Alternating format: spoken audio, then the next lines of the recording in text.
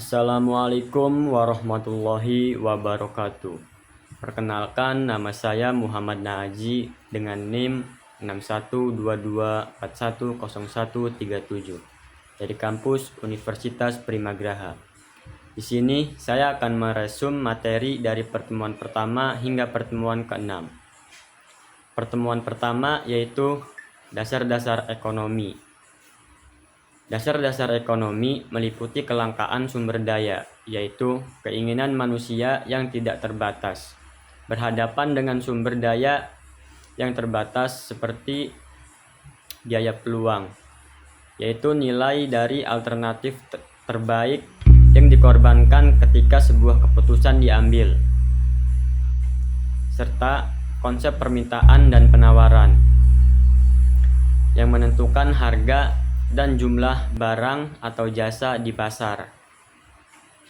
Konsep dasar ekonomi adalah kelangkaan, yaitu sebatas sumber daya yang dimiliki untuk memenuhi kebutuhan manusia yang tidak terbatas. Penawaran dan permintaan. Penawaran adalah kuantitas barang atau jasa yang ingin dibeli dan mampu dibeli oleh konsumen pada berbagai tingkat harga. Permintaan adalah barang atau jasa yang dijual oleh produsen pada berbagai tingkat harga. Selanjutnya, teori ekonomi klasik. Ekonomi klasik merupakan fondasi awal dari pemikiran ekonomi modern yang berkembang pada abad ke-18 dan ke-19.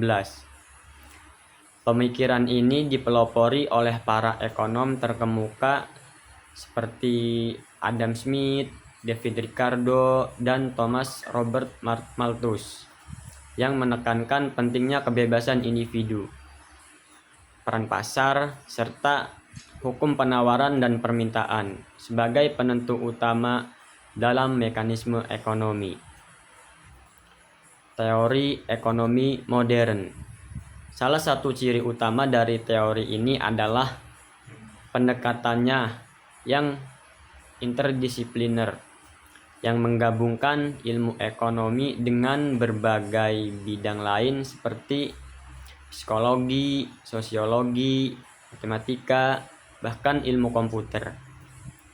Hal ini memungkinkan teori ekonomi modern untuk menjelaskan fenomena ekonomi dengan lebih holistik. Pengertian teori ekonomi modern juga melibatkan pemanfaatan data dan teknologi canggih untuk memprediksi tren ekonomi, serta membantu pengambilan keputusan yang lebih baik. Secara keseluruhan, teori ekonomi berkembang seiring kebutuhan masyarakat dan kemajuan teknologi. Selanjutnya, permintaan dan penawaran. Permintaan adalah kekuatan utama yang menggerakkan pasar. Permintaan mencerminkan keinginan konsumen dalam membeli barang berbagai tingkat harga. Sedangkan penawaran menunjukkan jumlah barang yang produsen sediakan. Hukum permintaan. Hukum permintaan adalah kenaikan harga yang menyebabkan permintaan turun, lalu penurunan harga menyebabkan permintaan naik. Faktor-faktor permintaan. 1. Harga barang. 2. Pendapatan konsumen.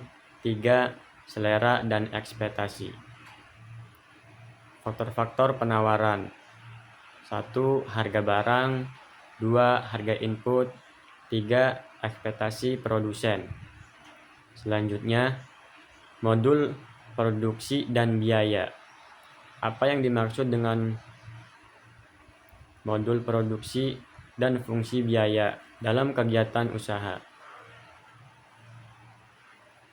Modul produksi atau fungsi produksi adalah persamaan matematis yang menunjukkan hubungan antara input yang digunakan, seperti tenaga kerja, modal, dan bahan baku, dan output, barang atau jasa yang dihasilkan.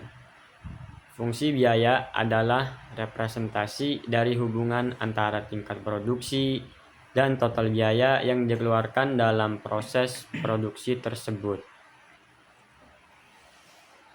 Jenis-jenis biaya produksi yang umum terjadi dalam proses produksi. Yang pertama, biaya tetap, tidak berubah sesuai volume produksi. Contohnya sewa. Yang kedua, biaya variabel, berubah sesuai volume produksi. Contohnya bahan baku. Yang ketiga, biaya overhead pabrik, biaya tidak langsung seperti listrik atau gaji staf pabrik. Model perilaku konsumen adalah teori yang mempelajari tentang berbagai faktor yang mempengaruhi konsumen dalam membeli barang atau jasa.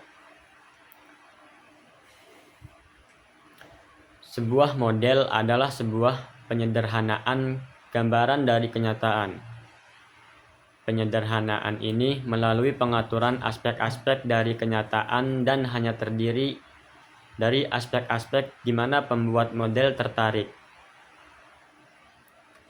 Faktor-faktor yang mempengaruhi model perilaku konsumen yaitu antara lain seperti yang pertama, faktor individual, kebutuhan, motivasi, persepsi, sikap, dan gaya hidup yang mempengaruhi pilihan pembelian. Yang kedua, faktor lingkungan, kelompok referensi, keluarga, peran budaya, dan kondisi ekonomi yang membentuk preferensi konsumen. Yang ketiga, faktor pemasaran, iklan, harga, dan distribusi yang mempengaruhi keputusan pembeli. Yang keempat, faktor psikologis, motivasi, persepsi, belajar, keyakinan yang mempengaruhi keputusan. Model perilaku konsumen memberikan kerangka kerja untuk memahami dan memprediksi bagaimana konsumen berperilaku. Setiap model memberikan pendekatan berbeda dalam menjelaskan faktor yang memengaruhi keputusan konsumen. Dengan memahami berbagai model perilaku konsumen, perusahaan dapat lebih baik mengidentifikasi dan memenuhi kebutuhan pelanggan.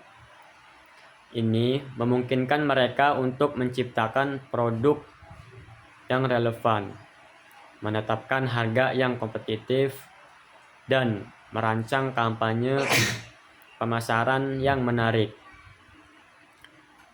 Akhirnya, pendekatan yang berbasis pada pemahaman perilaku konsumen dapat meningkatkan kepuasan dan loyalitas pelanggan, serta memberikan keunggulan kompetitif di pasar. Model persaingan pasar adalah fondasi untuk setiap strategi bisnis yang sukses. Setiap struktur pasar, mulai dari persaingan sempurna hingga monopoli,